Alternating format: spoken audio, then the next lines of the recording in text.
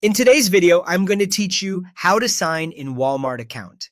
By the end, you'll know exactly where to go, what to click, and what to enter so you can access your account quickly and securely. Start by opening your preferred web browser on your computer or mobile device. In the search bar, type Walmart and press enter. You can also go directly to the official website if you know the address, but searching works just fine and is easy to remember.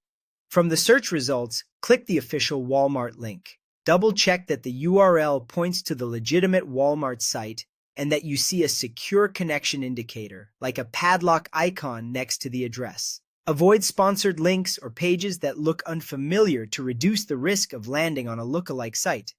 Once the home page loads, look toward the top right area of the screen for the sign-in option. Depending on your device, it might appear as an account icon with a drop-down.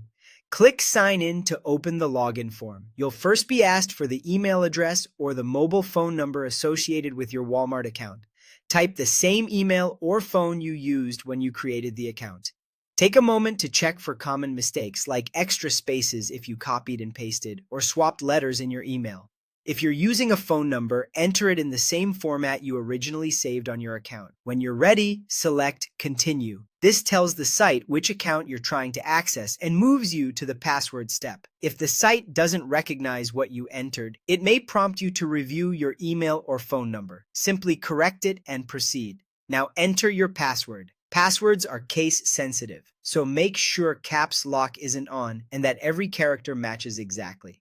If there's a show password option, feel free to use it to confirm accuracy, especially on a private device.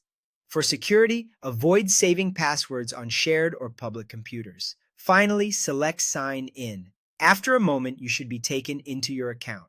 From here, you can review orders, manage your cart, and update account details. If you're prompted to verify your identity with a code, just follow the on-screen instructions and check your email or phone for that one-time code.